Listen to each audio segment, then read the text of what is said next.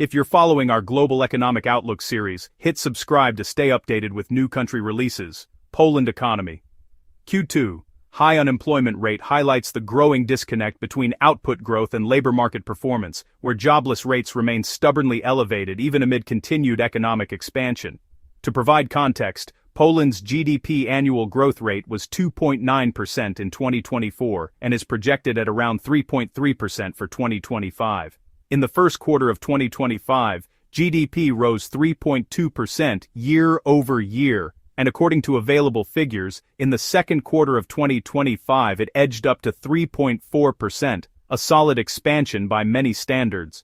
The unemployment rate in Poland in early to mid-2025 was approximately 5.2%, marginally improving from the March figure of 5.3% but still elevated relative to the country's potential and historical levels. Unemployed persons numbered approximately 782.8 thousand in May 2025, indicating that even with growth rates above 3%, a significant share of the labor force remains without work. Youth unemployment and regional joblessness add further dimensions to the challenge. The long-term unemployment rate in the second quarter of 2025 stood at about 0.7%, down from 0.9% in the first quarter. But that figure only captures those jobless for 12 months or more and mass shortages of medium-term employment opportunities. While unemployment in Poland is below the euro area average, the pattern in Q2 reveals that growth is not sufficiently inclusive or broad-based to restore full employment or rapidly absorb labor. The interest rate environment and inflation context interact with these labor market dynamics. Poland's policy interest rate has remained elevated by historical standards, contributing to higher borrowing costs for firms and households, which in turn dampens firm expansion and hiring. Inflation in 2025 is running around 4% or higher, reducing real income gains for workers, weakening consumption growth, and limiting labor demand. Real wage growth has slowed and firms are more cautious about new hires, particularly in sectors exposed to global competition or investment uncertainty. On the public debt front, while Poland's debt-to-GDP ratio remains lower than many European peers, structural liabilities and contingent exposures exert pressure on fiscal policy. High unemployment feeds into fiscal strains via reduced tax receipts and higher welfare costs, reducing the state's capacity to stimulate job creation. Sectoral performance in Q2 underlines the labor market gap. While consumption rose, with household spending increasing year on year, and fixed capital investment rebounded, employment growth was muted. Employment numbers did rise to around 17.2 million in the second quarter of 2025 from 17.06 million in the first quarter, but this increase was modest relative to the size of the unemployed pool and the growth potential of the economy. Firms cited weaker order books, global uncertainty and higher financing costs in surveys, and many delayed expansion or hiring even as output expanded. In particular, manufacturing and construction recorded softer hiring, while services sectors showed more robust but still limited job creation. It appears that labor productivity gains and automation may be supplanting employment gains in certain areas, contributing to ongoing jobless pressure despite growth.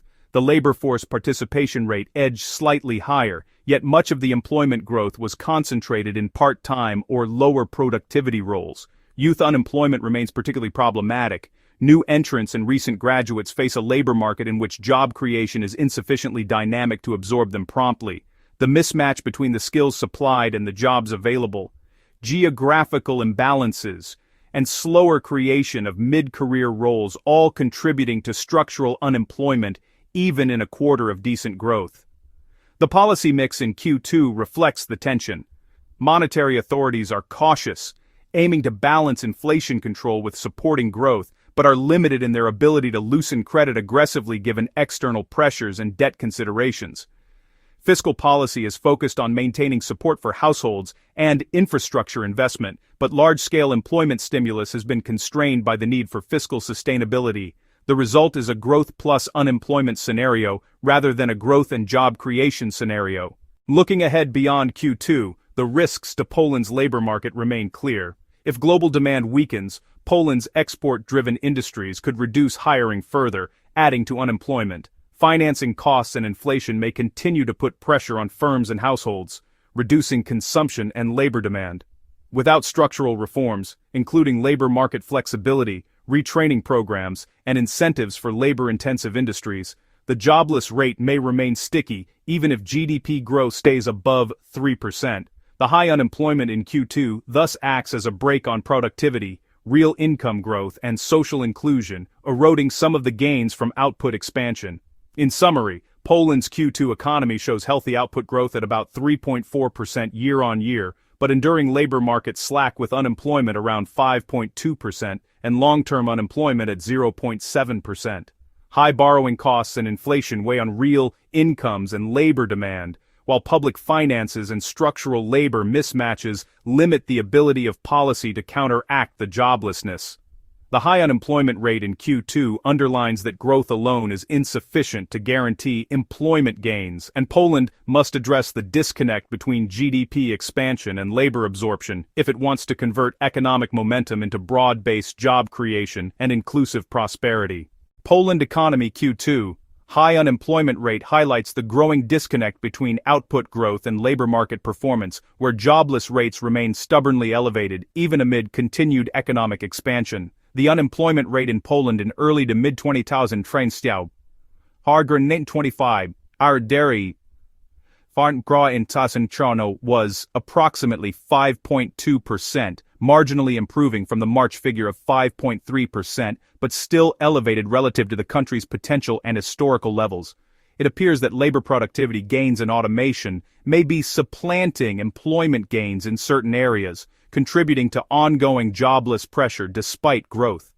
Youth unemployment remains particularly problematic. New entrants and recent graduates face a labor market in which job creation is insufficiently dynamic to absorb them promptly. The mismatch between the skills supplied and the jobs available, geographical imbalances, and slower creation of mid-career roles all contributing to structural unemployment even in a quarter of decent growth. The labor force participation rate edged slightly higher, yet much of the employment growth was concentrated in part-time or lower productivity roles. Poland's policy interest rate has remained elevated by historical standards, contributing to higher borrowing costs for firms and households, which in turn dampens firm expansion and hiring. Inflation in 2025 is running around 4% or higher, reducing real income gains for workers, weakening consumption growth, and limiting labor demand. Fiscal policy has focused on maintaining support for households and infrastructure investment, but large-scale employment stimulus has been constrained by the need for fiscal sustainability.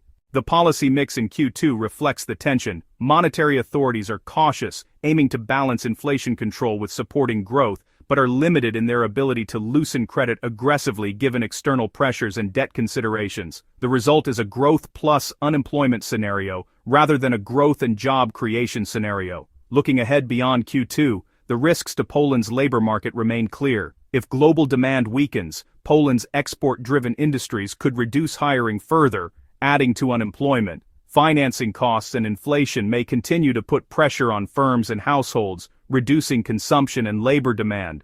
Without structural reforms, including labor market flexibility, retraining programs, and incentives for labor-intensive industries, the jobless rate may remain sticky even if GDP growth stays above 3%. In summary, Poland's Q2 economy shows healthy output growth at about 3.4% year-on-year, but enduring labor market slack with unemployment around 5.2% and long-term unemployment at 0.7%. High borrowing costs and inflation weigh on real incomes and labor demand, while public finances and structural labor mismatches limit the ability of policy to counteract the joblessness.